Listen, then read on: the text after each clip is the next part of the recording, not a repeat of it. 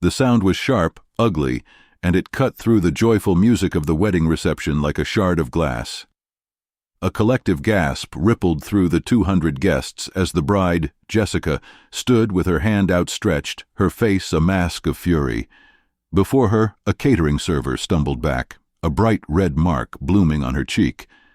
But the bride, in her $1,000 dress, surrounded by a world she commanded, didn't see the server. She saw an inconvenience, a clumsy employee who had just spilled a tray of champagne near her father's important business associate. What she failed to see, in her moment of blind rage, were the eyes looking back at her, the same gentle, tired eyes that belonged to the woman who had spent 30 years raising the man waiting for her at the altar. The woman she had just struck was her mother-in-law. Before we dive deeper, let us know in the comments where you're watching from. We'd love to hear from you. And if you're new here, click on the subscribe button so you never miss any of our upcoming videos. The story of how these three lives collided on what should have been the happiest day of their lives began years earlier, forged in two completely different Americas. Ethan grew up in a world defined by the scent of bleach and the quiet hum of a sewing machine late at night. He was raised by a single mother, Sarah, a woman whose life was a testament to relentless motion. She was a cleaner at a downtown office building before the sun rose, a waitress at a local diner through the lunch rush, and in the evenings her hands, already calloused and sore, would mend clothes for neighbors to earn a few extra dollars. Her face was etched with a tiredness that sleep could never quite erase, but her love for Ethan was a fierce, unwavering force. He was her purpose, the reason for every grueling hour. She would save quarters and dimes in a chipped ceramic jar, not for herself, but for his school field trips, for a new pair of sneakers when his old ones had holes, for the graphing calculator he needed for his advanced math class. Ethan saw it all. He saw the way she'd flinch when she dipped her chapped hands into hot dishwater, the way she'd count and recount the bills on the kitchen table before rent was due. One evening, when he was 16, he found her asleep in her armchair, her feet propped up on a stool, a half-mended shirt still in her lap.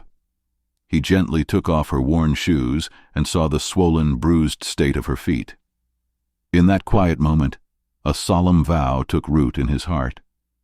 "One day, Mom," he whispered into the stillness of their small apartment, "I'm going to buy you a house with a big garden, and you'll never have to work another day in your life." That promise became the engine of his ambition, a silent mantra that drove him through scholarships, all-night study sessions, and a ruthless, single-minded climb up the corporate ladder. Jessica's childhood was the inverse of Ethan's. She grew up in a world where promises were kept by personal assistants and wishes were fulfilled with a flash of a black credit card. Her father, Robert Wellington, was a real estate magnate, a man who spoke of legacy and whose portrait hung in boardrooms across the city. Jessica was his adored princess, but his love was conditional, tied to performance and perfection. She was whip-smart, beautiful, and had been meticulously groomed for a life of influence. Her self-worth was intrinsically linked to her father's approval, an approval that was only granted when everything was flawless. A B+ on a report card, a slightly misaligned place setting at a dinner party, a single hair out of place. These were not minor imperfections, but personal failings in her father's eyes. This upbringing forged in her a deep-seated anxiety and an obsession with control. When she met Ethan at a corporate fundraiser, she was immediately captivated. He possessed a quiet intensity and a self-made grit that was a stark contrast to the languid, entitled airs she had grown up with. He didn't boast about his family or his pedigree. He spoke of his work, his goals, his vision. She found his ambition incredibly attractive, seeing in him a fellow warrior in the climb to the top. They fell in love quickly, a whirlwind romance that seemed to prove that love could bridge any gap. But as their relationship deepened and marriage became a certainty, the chasm between their pasts began to feel less like a gap and more like a canyon. The pressure began subtly. During their first dinner with Jessica's parents in their palatial home, her father casually asked about Ethan's family. "So, Ethan, what does your father do?" Ethan, whose father had left before he could even form memories, simply stated he wasn't in the picture. When the questions turned to his mother, a knot of pure panic tightened in his chest. Looking at the polished mahogany table, the sterling silver, and the judgmental gaze of Robert Wellington, he couldn't bring himself to say, "She cleans houses." Instead, he said, "She's retired, lives a quiet life back home." It was a small omission, a white lie meant to smooth over a moment of discomfort, but that small lie planted a seed. As the wedding planning began, the seed grew, its roots tangling around his conscience. Jessica, already under immense pressure from her father to host the social event of the season, would ask to meet Sarah. Each time, Ethan would make an excuse. "She's a bit frail, the travel would be too much." Or, "Let's wait until after the wedding, when things are less chaotic." He told himself it was to protect his mother from the judgment of Jessica's world, but deep down, he knew he was protecting himself from the shame he felt. The shame of the worn-out sofa, the smell of pine-sol, the life he had fought so hard to escape. He was living two lives, and the fear that they might one day collide became a constant, low-grade hum of anxiety beneath the surface of his success. Have you ever told a small lie to avoid a difficult truth, only to watch it grow into something you can no longer control? The wedding day arrived, a spectacle of opulence staged at a sun-drenched vineyard estate. 200 of the city's most influential people mingled on manicured lawns, surrounded by towering floral arrangements and the delicate music of a string quartet.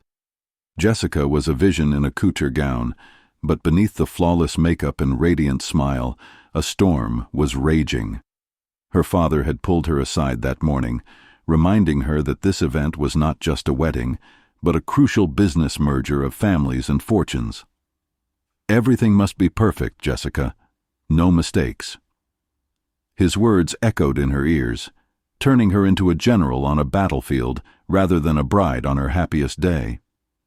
She moved through the reception with a tense, eagle-eyed focus, her smile a little too tight, her gaze constantly scanning for any potential flaw in her meticulously planned operation. Ethan watched her from across the lawn, a profound sense of unease settling over him. He hadn't spoken to his mother in 3 days.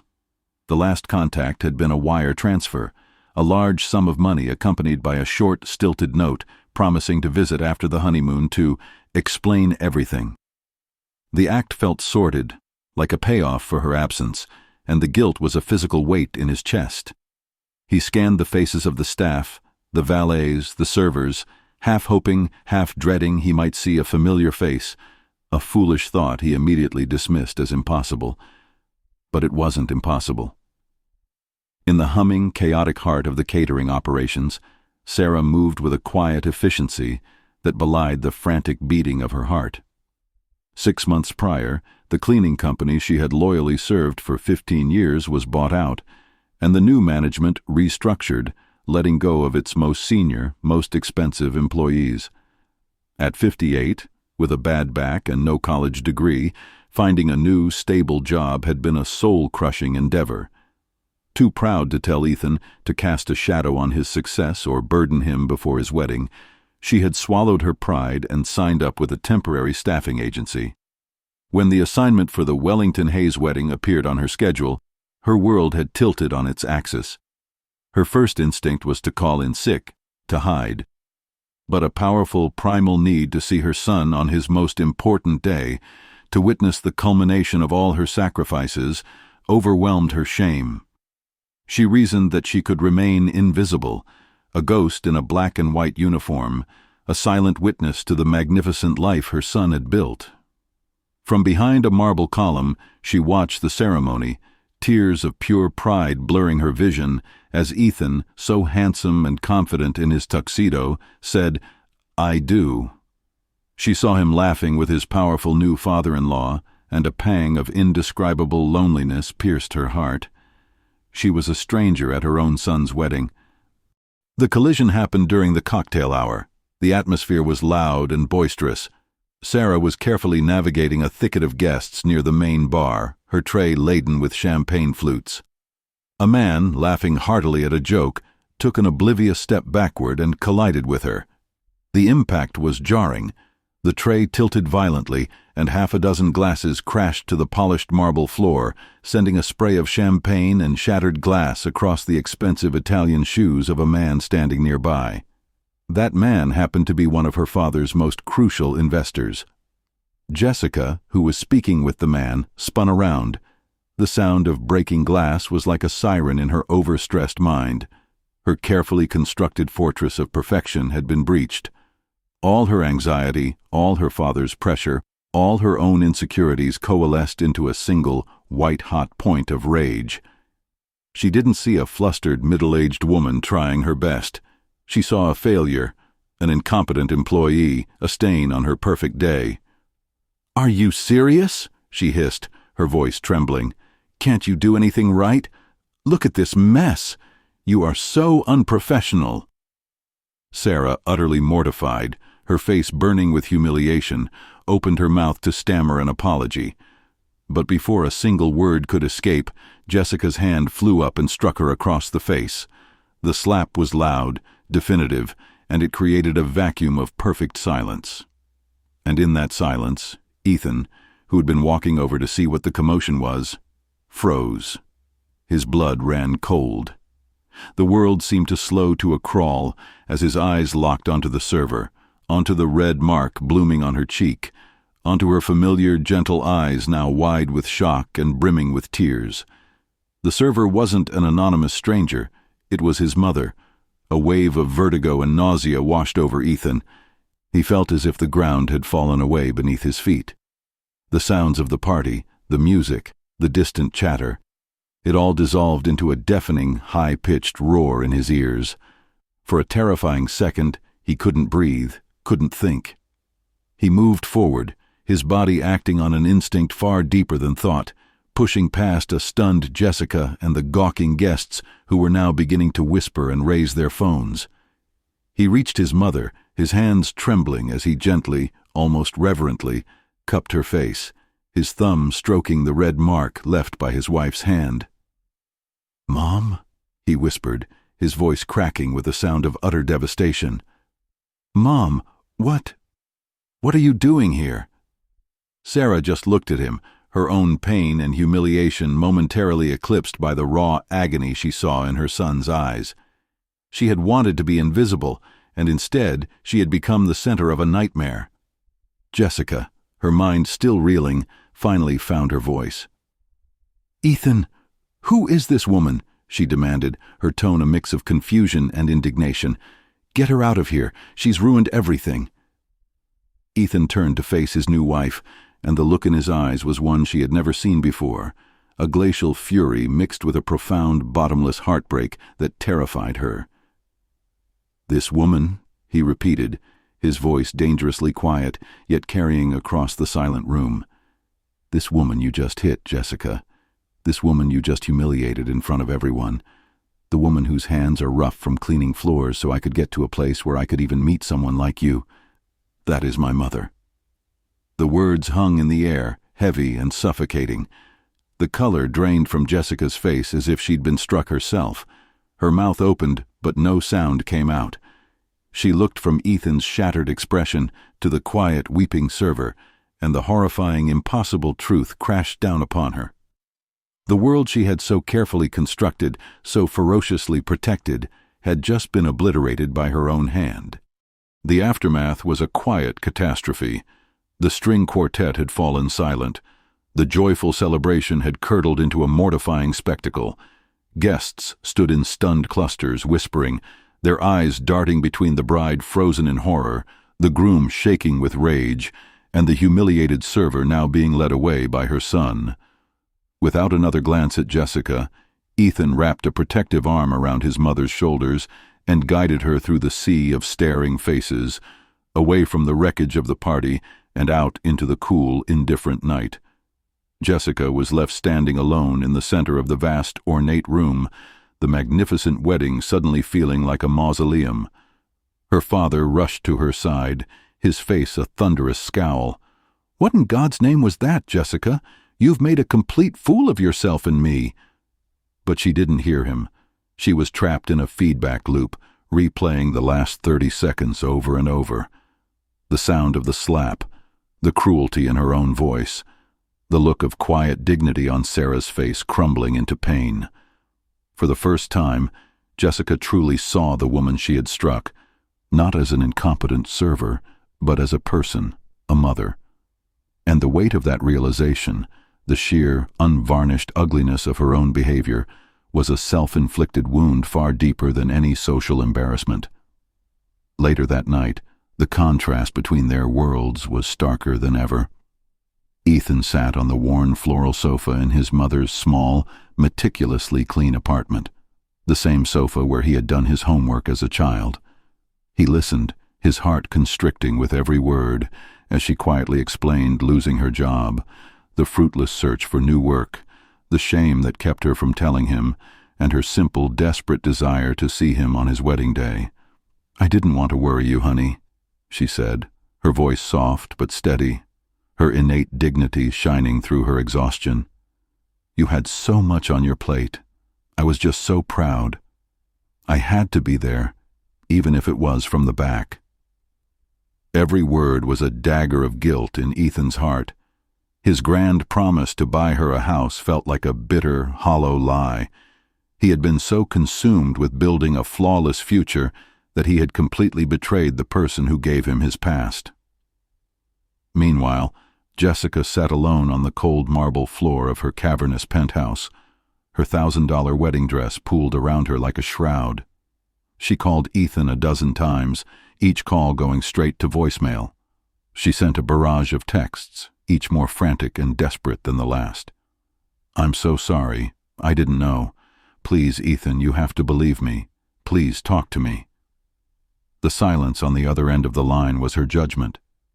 How do you begin to apologize for something so fundamentally wrong? It wasn't just the slap. It was the entitlement behind it, the casual dehumanization of someone she deemed beneath her. It was a poison that had been cultivated in her for a lifetime, and for the first time she could taste it on her own tongue. How does one atone for a lifetime of unexamined privilege that culminates in a single act of profound cruelty? Days bled into a week of suffocating silence. The wedding was, of course, called off. The story became a delicious piece of gossip in Jessica's social circle, but for the three people at its center, the world had shrunk to the size of their own private grief and shame. Ethan dedicated himself to his mother, not out of penance, but out of a desperate, aching need to reclaim the part of himself he had disowned. He spent his days in her small apartment, listening. He learned about the lonely years, the quiet struggles she had hidden from him, the unwavering pride she took in her simple, honest life. He finally saw her not just as his self-sacrificing mother, but as Sarah, a woman of immense strength, resilience, and quiet grace. He realized his shame had never been about her. It had always been about him. For Jessica, the isolation was a crucible. The silence of her vast, empty home forced her to confront a version of herself she no longer recognized and could no longer stand. She saw the ugly truth in the mirror, a person who measured human worth in dollars and status, a person who valued perfection over people. This wasn't just about Ethan's mother. It was about every valet she'd ignored, every waiter she'd treated with impatience, every person she had looked past because they weren't important. After a week of self-imposed torment, she did the one thing she could think of. She drove to Sarah's modest neighborhood, not in her Porsche, but in a nondescript rental car. She found Sarah sitting on her small front porch, tending to a pot of geraniums. Jessica approached, her heart pounding, and stopped at the bottom of the concrete steps. With tears streaming down her face, she didn't offer excuses or pleas for understanding. She simply said, "I am so sorry. There is no excuse for what I did. There is no excuse for how I saw you and for how I didn't see you. I am just sorry." That apology was not a magic wand. It did not erase the slap or heal the wounds. But it was a beginning. It was the first honest act in a long, arduous journey toward redemption. Sarah, with a grace that seemed almost otherworldly, did not offer easy forgiveness, but she did not turn Jessica away either. She simply nodded and offered her a glass of water. Over the following weeks, Jessica kept coming back. She didn't come with expensive gifts or grand gestures. She came with her time. She listened as Sarah spoke about Ethan's childhood, about her late husband, about her dreams. She helped her in the small community garden patch behind the apartment building, feeling the unfamiliar sensation of soil under her own manicured nails. She learned the names of Sarah's neighbors. She saw, for the very first time, the rich tapestry of a life not defined by wealth or acquisition, but by community, resilience, and quiet dignity. Ethan, who initially kept his distance, began to watch this slow, fragile bond form. He saw that Jessica's remorse was not a performance. It was a fundamental shift in her very being. The incident had shattered her privileged worldview, but it was also rebuilding her into someone more empathetic, more humble, more human. The love he had for her, which he thought had been extinguished in that one ugly moment, began to stir, slowly and cautiously, like a tender green shoot pushing its way through scorched earth. This story doesn't end with a rescheduled wedding. There are no fanfares or happy ever afters. It ends 6 months later, in the warm, cramped kitchen of Sarah's apartment. The air is filled with the scent of a roasting chicken. Ethan, Jessica, and Sarah are gathered around the small formica table, the same table where Ethan once did his homework. There is no string quartet, no ice sculptures, no influential guests. There is just the quiet sound of laughter, the clinking of forks on plates, and the undeniable feeling of a real family being forged, not on a foundation of money or status, but on the hard-won, hallowed ground of forgiveness, humility, and love. My friend, this story is a harsh reminder of how easily we can fail to see the humanity in those around us, and how quickly our own pride and insecurities can blind us to what truly matters. We want to ask you, what does family truly mean? Is it defined by blood and status, or is it forged in the fires of our worst moments and rebuilt with the difficult, beautiful work of respect and forgiveness? At the end of every story, it is not the wealth we accumulate or the flawless image we project that defines our legacy. It is the compassion we show, the hands we are willing to hold, and the grace we are willing to extend, especially when it is most difficult to do so. Before you go, let us know in the comments how this story made you feel. We'd love to hear your thoughts. And don't forget to hit that subscribe button so you never miss any of our upcoming stories that touch the heart and feed the soul.